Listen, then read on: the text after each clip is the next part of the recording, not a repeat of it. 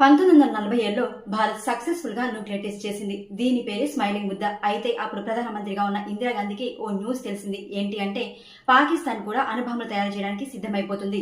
దీనికోసం ఫ్రాన్స్ ని చైనాని సహాయం అడుగుతుందని తెలుసుకుంది ఇందిరాగాంధీ. మొదట్లో ఫ్రాన్స్ పాకిస్తాన్ కి సాయం చేయడానికి ఒప్పుకున్నా కూడా తర్వాత ఇంటర్నేషనల్ ప్రెజర్స్ వల్ల వెనక్కి తగ్గిపోయింది. కానీ చైనా మాత్రం ఏ మాత్రం వెనక్కి తగ్గకుండా పాకిస్తాన్ కి సాయం చేయడానికి ముందుకు వెళ్లిపోయింది.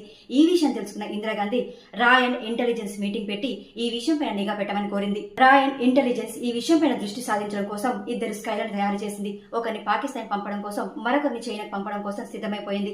అయితే ఇందులో భాగంగానే పాకిస్తాన్ కి వెళ్లింది ఎవరు అంటే ఇప్పుడు ఉన్న ది లెజెండరీ అజిత్ దోవల్ గారు. అయితే ఆయన 1978 నుంచి దాదాపుగా 6 సంవత్సరాల పాటు పాకిస్తాన్ అని ఉండిపోయారు. పాకిస్తాన్ లోని ఇస్లామాబాద్ దగ్గరలో ఉన్న కహుతా రీసెర్చ్ ల్యాబొరేటరీలో ఒక న్యూక్లియర్ వెపన్ రీసెర్చ్ జరుగుతుందని తెలుసుకున్న ఆయన ఐడెంటిటీ బయటపడకుండా ఉండడం కోసం దాదాపుగా పాకిస్తాన్ లోని 6 సంవత్సరాల ఆయన ప్రయాణంలో 3 సంవత్సరాల పాటు ఒక బిచ్చగాడి వేషంలో ఉండి పాకిస్తాన్ లోని ఇన్ఫర్మేషన్ ని ఇండియన్ గవర్నమెంట్ కి తెలియజేశారు.